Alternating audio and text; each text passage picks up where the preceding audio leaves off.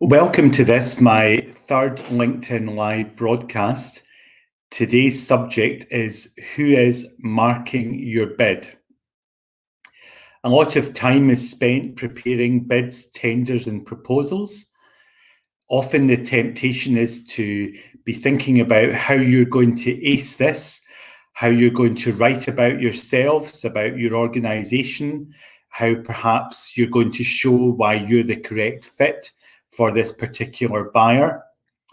What I find, though, quite often with organisations that we begin to work with is that they've not always given enough thought to who is at the other side of the table, who is marking this bid. So while I'm going to put this perhaps in a public sector context, so imagine you're bidding to a public sector organisation, many of the same principles apply if you're submitting a proposal to a private sector organisation. But let's take the public sector organisation as an example. So it might be that you're bidding to a local authority, maybe to central government. You could be bidding to the NHS, to universities and colleges, or you could be bidding to organisations that are perhaps not exactly in the public sector, but that operate very similar in terms of procurement. I'm thinking about registered housing providers, often known as housing associations. There has been quite a lot of research done about the makeup of the evaluation panels within public sector procurement. And this research indicates that there is an average of 5.4 people on the evaluation panel. So once we understand that there are different stakeholders here, we start to get to understand that our bid responses have to be written, not just obviously in answering the question, but in answering the question in such a way that it lands with the various stakeholders. And what I'm going to do is I'm going to give you a notional example here. So we're going to imagine a social housing maintenance contract. So that's repairing things within the social housing estate. And it's a bid that's going to a housing association. So let's put this 5.4 people within the panel to test and imagine who they might be. So you would definitely have somebody from procurement, obviously overseeing the process, making sure that the process is one that is legally compliant, robust, that it's one that is in line with the organisation's standing orders for procurement, and that things take place properly. There's a proper due process underway and a suitable audit trail as well, in case there is any appeal to a decision making of the body here that is doing the procurement. Now, sometimes the person from procurement is involved in the scoring. Often they are involved in at least the qualification stage in establishing whether this bidder is actually qualified to bid for the contract according to the rules that were stated. And sometimes once we get into the tender stage, where there are scored, marked questions in the quality or technical submission, then the procurement person can sometimes be involved in the scoring as a member of the evaluation panel, or sometimes they are just there in a coordinating role, but obviously ensuring compliance as well. If we take the social housing maintenance example and just continue this on, somebody on the panel will likely be from the asset management part of the organisation. So they'll be in quite a key role here because they're making sure that this bidder, the bids that they're evaluating, they're looking at, well, how competent are they going to be? How are they going to deliver this to our association's tenants and communities? We'll talk later on about the language as well that you perhaps want to use. There could be somebody from a health and safety perspective. That's always important within any kind of maintenance or any kind of works that are going on, particularly where they're going on in people's homes. So the health and safety person will be looking at this both from a perspective of the residents' health and safety, but also the staff members who are carrying out the work, any subcontractors that are involved, but also local communities as well and their involvement. There may well be somebody from more of the housing services side of things. They are responsible for the tenants, the local communities, the welfare, etc. So they will have that hat on. There's every chance there could be somebody from finance involved. They may be involved in the evaluation scoring, somebody from finance or sometimes from procurement. They'll certainly be involved in the commercial scoring of the bid, but they may be also involved in the evaluation of the written elements as well. And this is to help ensure that it might be from a best value perspective. Cheapest isn't always best. It could be that the bid is being evaluated on what they call the MEAT criteria, MEAT, the most economically advantageous tender. So this is where they'll be looking at let's say, the value for money elements, the added value elements. Sometimes there may be somebody involved from the legal perspective as well. Again, this is looking at, they would have a view on risk, and they would have a view on compliance. There may be somebody involved from the HR perspective, particularly if this bid is involving the incumbent contractor. There's an incumbent contractor who, if they're not successful, then there could be quite a large TUPE transfer involved. The transfer of undertakings and protection of employment, this legislation that guarantees that people who work on the contract will be able to move with the contract to the new contractor. There also could be somebody from perhaps a residents panel or even a resident board member of the association. They may be involved in perhaps some or all of the quality evaluation scoring, or they may be involved at the interview stage, or they may be asked to read the bids and give their views as well. Of course, all of this would have to be documented, and the association would have to be sure that for those involved, there would not be any conflicts of interest.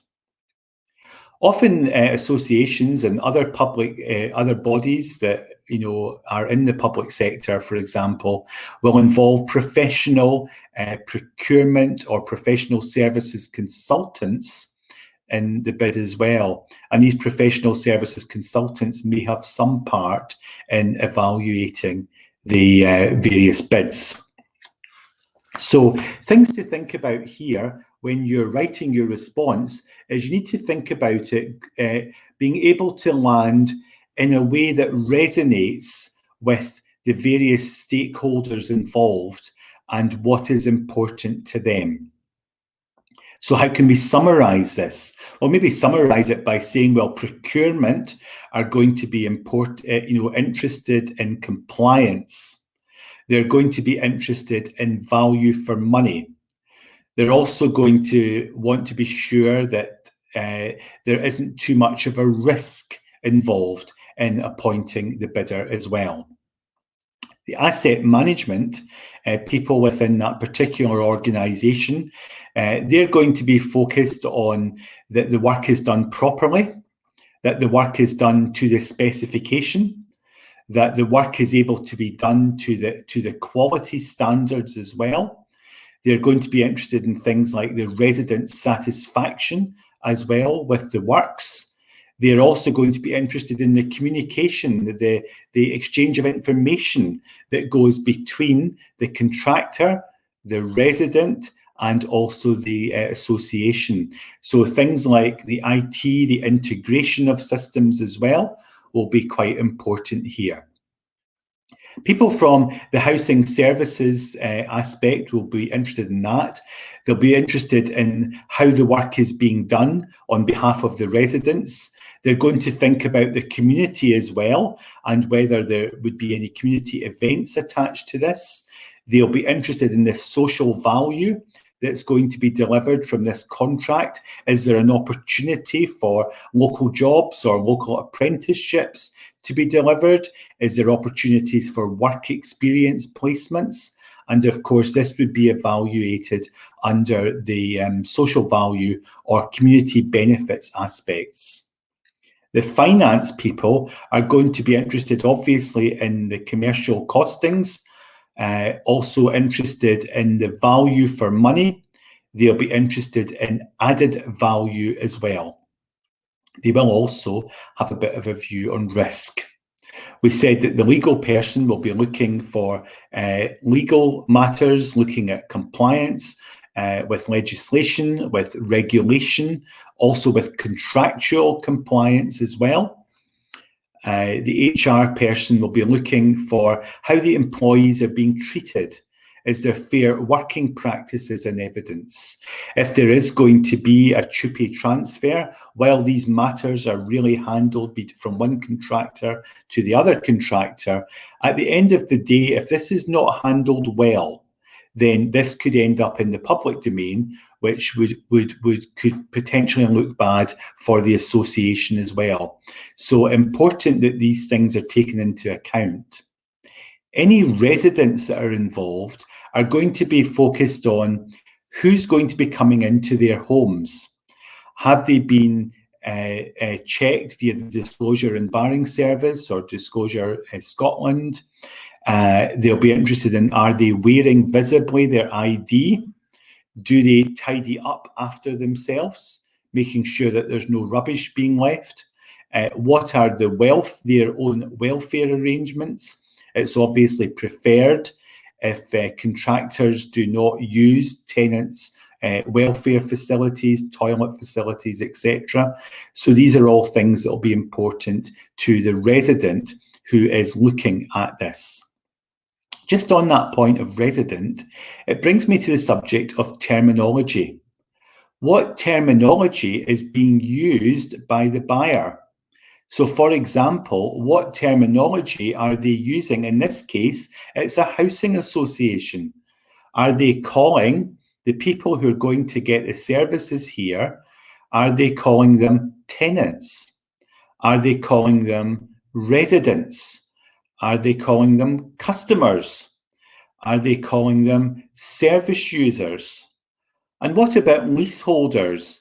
These people that own properties that previously belonged to the association, but now they are under some kind of agreement, some kind of lease, where perhaps some of the work that the association's contractor's doing is also going to be done for the leaseholders as well. And they usually have to pay the association for this work to be done. And they're obviously going to be looking for value for money as well in how the work is being undertaken. So the language that's being used within the bid would have to reflect the buyer's language. What do they call the people who are going to benefit from the services? Important that you mirror that as well. Important that your bid is personalised to the buyer.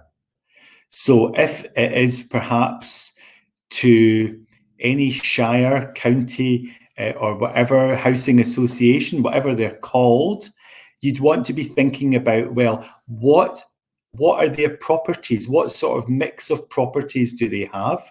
What sort of areas are their properties in?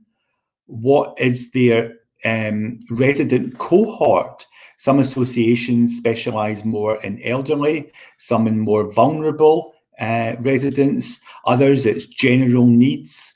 It could be there's a real mix of properties as well.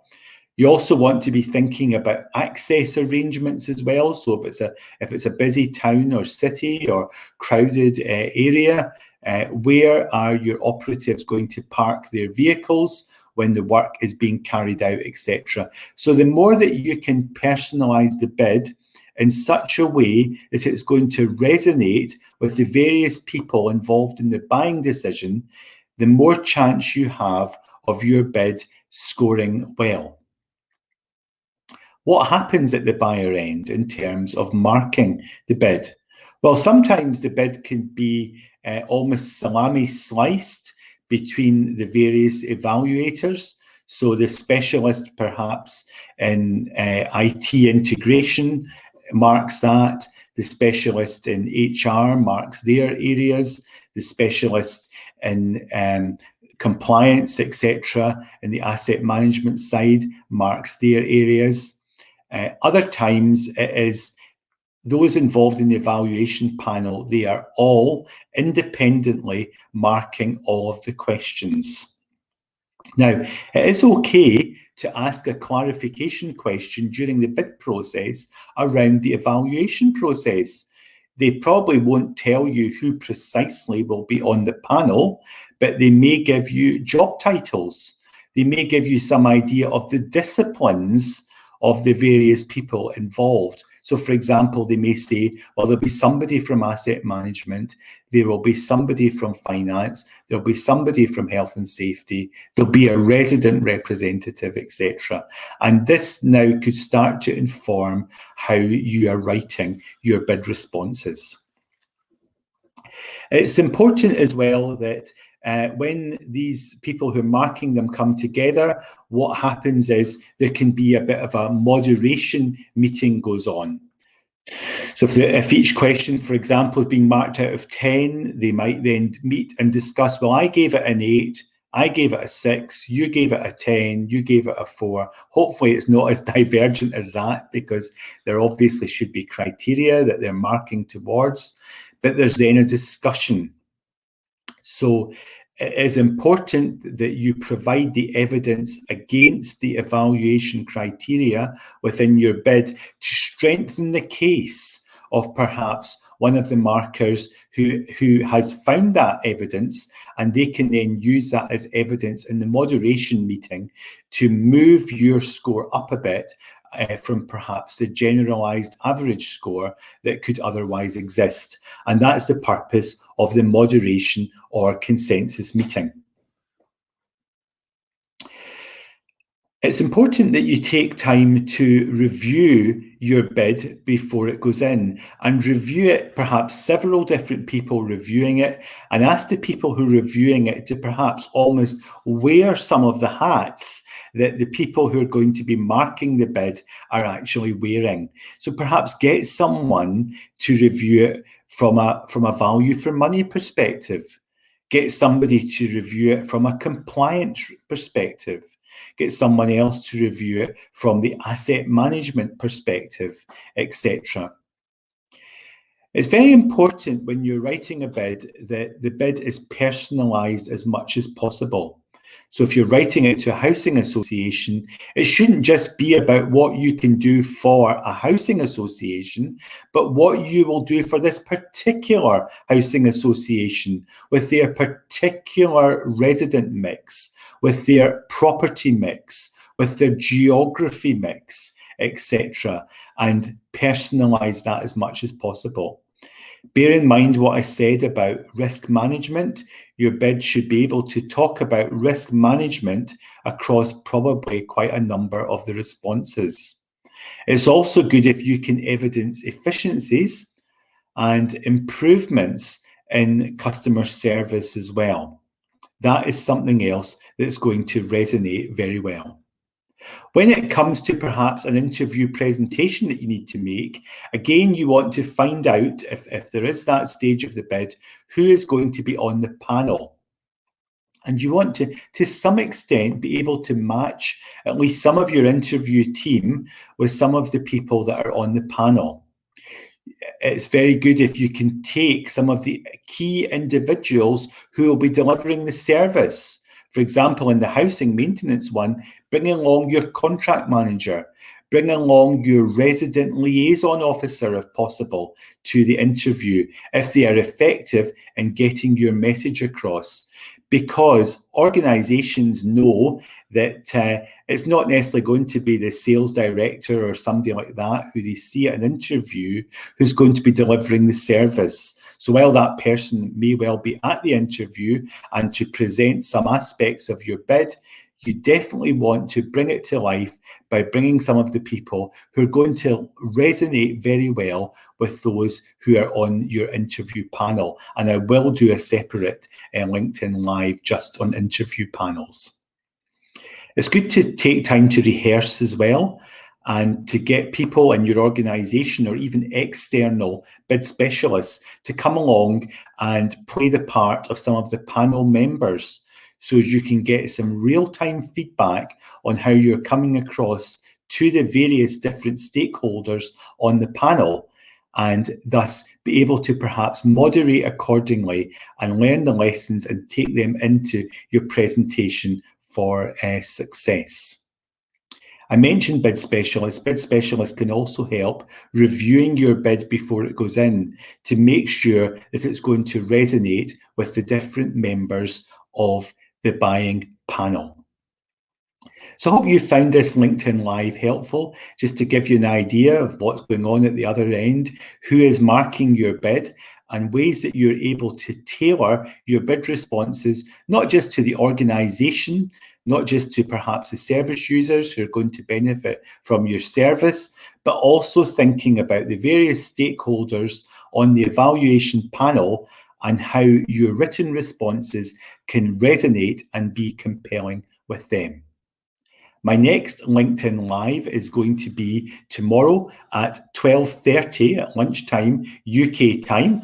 And the subject is bid team roles. Who does what? And what I'm going to do is focus on the various roles within successful bid teams and give some hints and tips there too. Thank you for listening to the broadcast, either on LinkedIn Live or to the recording. Please feel free to put comments in. Have a look at our website for further bidding hints and tips. It's the AM Bid website, www.ambid.co.uk.